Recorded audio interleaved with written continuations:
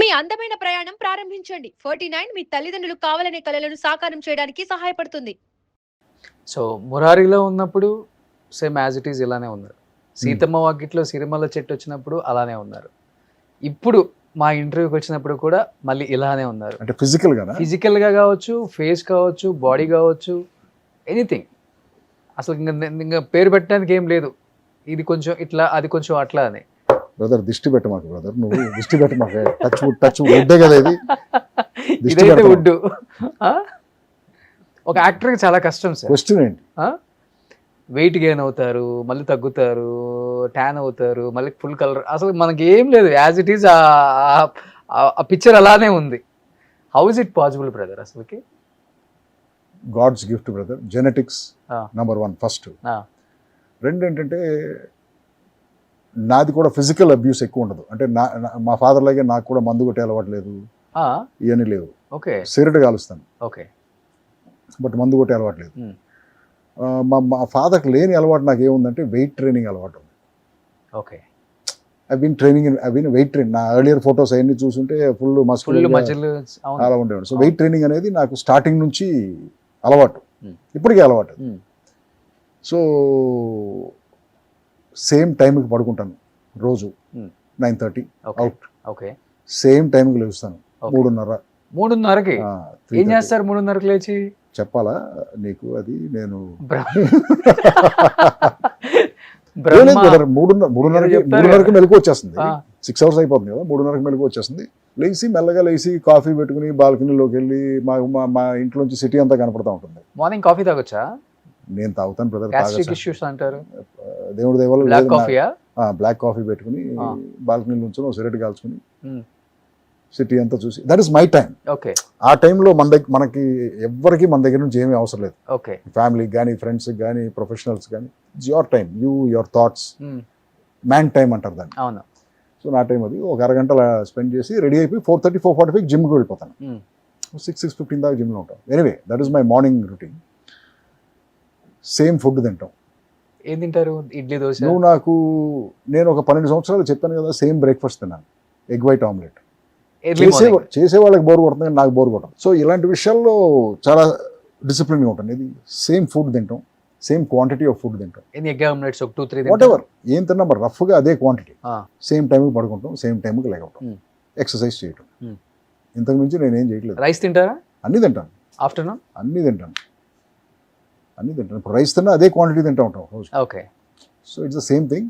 But కాకపోతే ఏంటంటే exercise, rest కన్సిస్టెంట్గా ఉండటం వల్ల ఇప్పుడు నువ్వు అన్నీ కాన్స్టెంట్గా ఉంచావనుకో చేంజ్ ఎక్కడ వస్తుంది? నీకు రాదు కదా. ఇప్పుడు ఇదే బాడీని, నీ లైఫ్ స్టైల్ని ఎర్రాటిక్గా పెట్టావనుకో, రాత్రి 11ంటికి బిర్యానీ తింటున్నావు ఒకరోజు 6ంటికే తింటున్నావు, ఇలా నీ బాడీ కూడా ఎర్రాటిక్గా బిహేవ్ చేసి దాని ఇష్టం వచ్చినట్టు అది పని చేయడం స్టార్ట్ అవుతుంది. అది బట్ లేట్ నైట్ షూట్స్ ఎక్కువ ఉంటాయి కదా, చాలా వరకు అవాయిడ్ చేస్తాను కదా. ఓకే, చాలా వరకు అవాయిడ్ చేస్తాను. బికాజ్ అవసరం కంపల్సరీ అనుకుంటే చేస్తాం అనుకో, అది వేరే విషయం. కానీ బట్ ఒక్క నైట్ మేలుకుంటే, ఫుల్ నైట్ మేలుకుంటే మనకి తర్వాత 4-5 నైట్స్ ఇరిటేటింగ్ రోజులు పోతాయి, డేస్ అంతా గ్రాగీగా ఉంటాయి. ఓకే. సో మీ ప్రపంచం ఏంటి? ఇంకా సినిమా, ఇల్లు, అంతే. నో ఫ్రెండ్స్, నో ఫ్రెండ్స్ ఉంటారు, పార్టీస్ ఉంటాయి, బట్ ఎర్లీ ఎగ్జిట్ ఉంటుంది. పార్టీకి వెళ్తారా మీరు? వెళ్తాం, ఎవరిని పిలిస్తే వెళ్దాం. ఫ్రెండ్స్ ఇంట్లో ఎక్కడో పార్టీ జరిగితే వెళ్తాం కదా. అదే నాకు ఏ ఫంక్షన్ లా కనిపించలేదు. Cinema functions, cinema function, cinema వాళ్ళ పెళ్ళిళ్ళకి పిలిస్తే వెళ్తాను బ్రదర్. అంటే నాకు కొన్ని రూల్స్ ఉన్నాయి బ్రదర్. నాకెవడన్నా పెళ్ళికి పిలిస్తే హార్ట్ఫుల్గా పిలవాలి. నిన్ను ఇంటికి వచ్చో లేకపోతే ఎక్కడో కలిసో, బ్రదర్ తప్పకుండా నువ్వు ఇంటికి రావాలి, పెళ్ళికి రావాలి అని ఏదో ఆ పర్సనల్ టచ్ ఉండాలి. ఓకే. ఈ మధ్యన చెత్తనాయాళ్ళందరూ తొక్కలో ఒక వాట్సాప్ మెసేజ్ ఒకటి పెడతారు. ఏది ఎంత పెద్దోడైనా సరే జస్ట్ వాట్సాప్ మెసేజ్ పెట్టి పెళ్లికి రమ్మంటే మాత్రం నేను పొరపాటును కూడా వెళ్ళను. ఓకే. అది అసలు ఇన్విటేషనా, నాకు ఇన్ఫర్మేషన్? అది పెళ్లి చేసుకుంటున్నావు ఏంటది నాకు అర్థం అవ్వాలి కదా ఫస్ట్. సో అలాంటి పర్సనల్ టచ్ లేని పెళ్లిళ్ళకి మాత్రం వెళ్ళను కదా. ఫిక్స్ అయిపోయాను మెంటల్గా. బట్ నన్ను ఎవరన్నా పర్సనల్గా వచ్చి ఇంటికి వచ్చి పిలిస్తే మాత్రం అది ఏ ఊరైనా వెళ్తాను నేను డెఫినెట్లీ. ఎందుకంటే కాల్ చేస్తే ఓకేనా, మెసేజ్ అంటే నేను వెళ్ళను sir. Depends on the call also brother. Call కూడా డిపెండ్స్.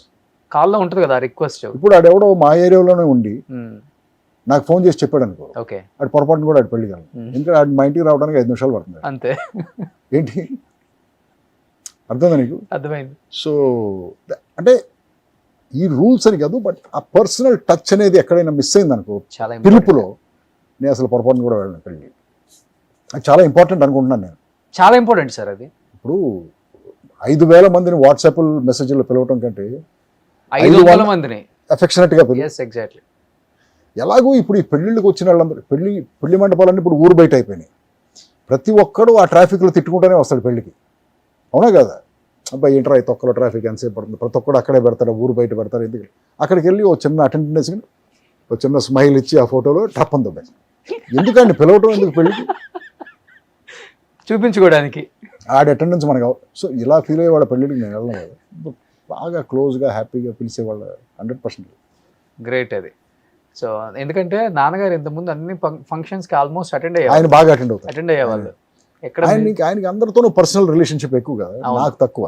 అవును అవును, గ్రేట్. బట్ 6.2 ఈ హైట్ వెయిట్ ఫస్ట్ నుంచి బాగా మెయింటైన్ చేస్తున్నారు కాబట్టి లవ్ మ్యారేజ్ సార్? నాది అరేంజ్ మ్యారేజ్. పక్కా అరేంజ్ మ్యారేజ్. మిమ్మల్ని ఆమె అర్థం చేసుకున్నారా, ఆమెను మీరు అర్థం చేసుకున్నారా? ఎవరిని అర్థం చేసుకోలేదు. నాకు అంటే ఎవరో అరేంజ్ చేశారు. మా ఆవిడని ఒకసారి కలిశాను, మాట్లాడాము. మా ఫాదర్ డిసైడ్ అవ్వలేదు నేను. ఇంకా మా ఫాదర్ని మళ్ళీ కలవాలన్నాను, మళ్ళీ కలవమన్నారు, మళ్ళీ కలిశాను, ఇంకా డిసైడ్ అవ్వలే. మూడోసారి ఆయన అడగకుండా నేనే కలవడానికి ట్రై చేసి కలిశాను, మళ్ళీ మాట్లాడాము మా ఆవిడతో. తర్వాత ఆయనకి తెలిసింది మా ఫాదర్కి, మూడోసారి కూడా కలిశాను. మళ్ళీ 4వసారి కలవాలని మా ఫాదర్ చెప్పు తెగుతుంది అన్నాడు ఆయన. రే ఆడపిల్ల ఫ్యామిలీ ఏమనుకుంటారు 5 సార్లు కలిసి, చేసుకుంటానని చెప్పు, లేకపోతే వద్దని చెప్పు, అంతేగాని కలుస్తాను ఏంటి, కలిసి ఏం చేస్తావు, ఏం పీకుతావు అది అని చెప్తే చాలా ఇక I said yes and I got married. అంతే. ఏం చేస్తుంటారు sir madam? My wife she was a teacher చాలా సంవత్సరాలు. Kindergarten to 6th grade teacher. చాలా సంవత్సరాలు షీ వాజ్ అ టీచర్ ఉంది. ఈ మధ్యన మానేసి నౌ షీస్ బికమ్ మళ్ళీ కాలేజ్లో జాయిన్ అయింది to study psychology, counselling. Pass అయింది. Now I think she wants to counselling ఏదో చేద్దాం అనుకుంటాను. బట్ ఈ సినిమా వాళ్ళతో cinema they come from army background. Army వాళ్ళు చాలా స్ట్రిక్ట్ ఉంటారు. ఇంకా చాలా స్ట్రిక్ట్ ఉంటారు, చాలా స్ట్రిక్ట్ ఉంటారు. చాలా సోషలిస్ట్ ప్రిన్సిపల్స్ ఉంటాయి వాళ్ళకి. అవును, చాలా గ్రేట్. అది కిడ్స్ సార్? ఇద్దరు కాలేజ్. సో మా అమ్మాయిది ఇప్పుడు గ్రాడ్యుయేట్ అవుతుంది మేలో, MBA చేస్తుంది రట్గర్స్లో యూఎస్లో. మా అబ్బాయిది MS ఫైనాన్స్ అయిపోయింది. సో వాళ్ళు అకాడమిక్గా అయిపోవచ్చు. సో వాళ్ళకేం ప్లాన్ లేదు, డైరెక్షన్ ఇద్దరికి ఉంది. నేనే ఆపాను. ఏంటంటే ఏం చెప్పానంటే, సినిమా అనేది ఎప్పుడైనా తీయచ్చు లైఫ్, బట్ నువ్వు బయోలాజికల్గా సోషలాజికల్గా కంప్లీట్ చేయాల్సిన కొన్ని పనులు ఉంటాయి లైఫ్లో, అవన్నీ ఫినిష్ చేసేయండి, తర్వాత సినిమా చేయండి. ఎందుకంటే ఇప్పుడు సినిమా పెట్టుకుంటే ఇవన్నీ డిలే అయిపోతాయి లైఫ్లో. సో ముందు ఇవన్నీ ఫినిష్ చేసేసి తర్వాత మీరు ఇష్టం, what ever you want you can do. Great. Suman టీవీలో మీ పర్సనల్ అండ్ బిజినెస్ ప్రమోషన్స్ కోసం కింది నెంబర్కి కాంటాక్ట్ చేయండి.